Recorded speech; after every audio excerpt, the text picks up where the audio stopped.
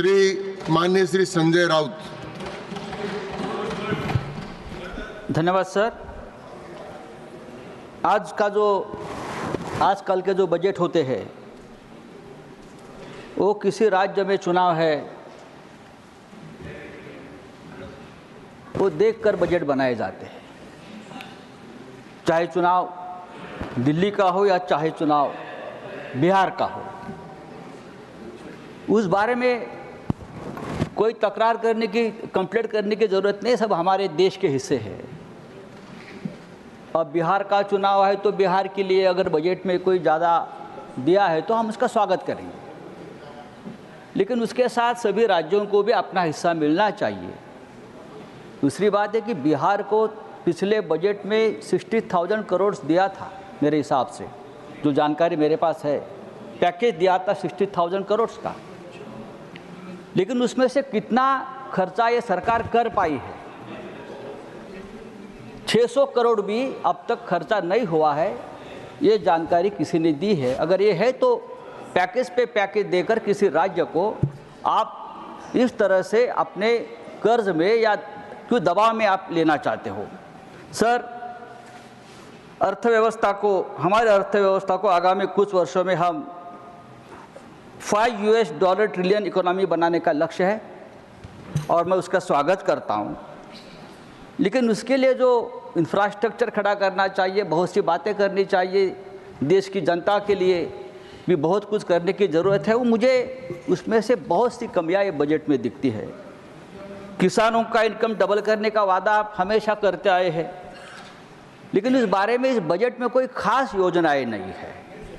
कम से कम minimum support price की जो मांग है किसानों की, और उसके लिए आज भी पंजाब का किसान आंदोलन कर रहा है, ये घोषणा तो आप इस बजट में अगर करते तो ज़रूर हम उसका स्वागत करते।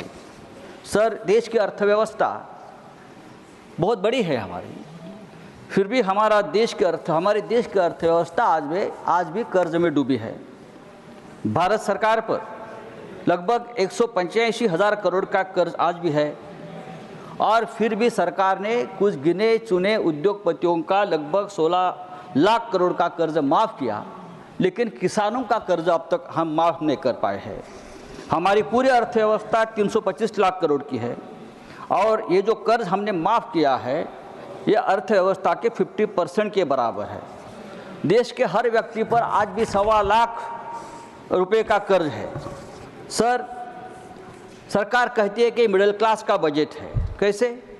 आपने 12 लाख तक का इनकम टैक्स को छूट दी है, इसलिए ये बजट सिर्फ मिडिल क्लास का नहीं हो सकता।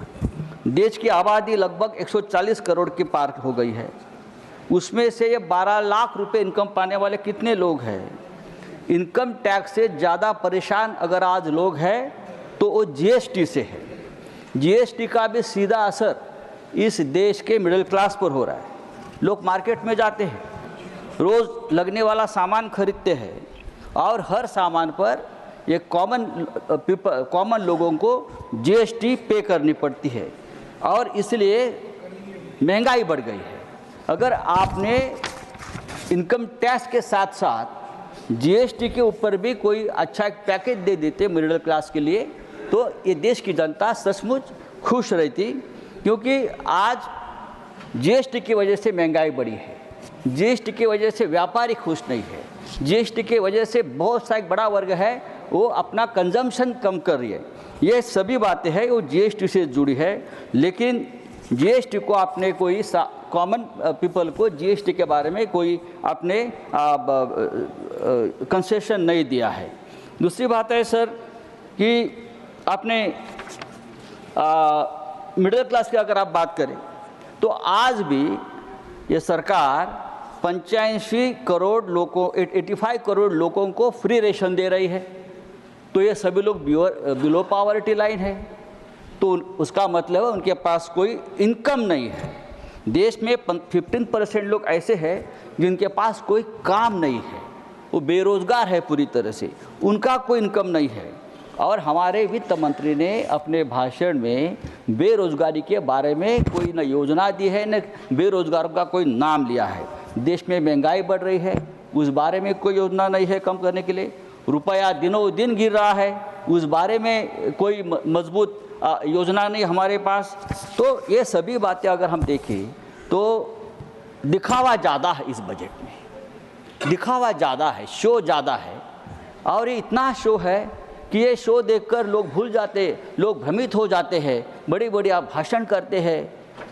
अच्छी बात है, सरकार है, लेकिन मैं हमेशा कहूँगा जब तक इस देश में मिडिल क्लास जिंदा है तब तक ये देश जिंदा रहेगा, क्योंकि ये देश में लड़ने वाला जो आदमी है वो मिडिल क्लास है। तो आने वाले दिनों में बजट हो या आपकी योजनाएं हो, मिडिल क्लास को, बिलो पॉवर्टी लाइन जो लोग हैं वो सबको ध्यान में रखकर आपको आपकी योजनाएं तैयार करनी पड़ेगी। धन्यवाद। बहुत बहुत धन्यवाद रावत साहब। श्री बी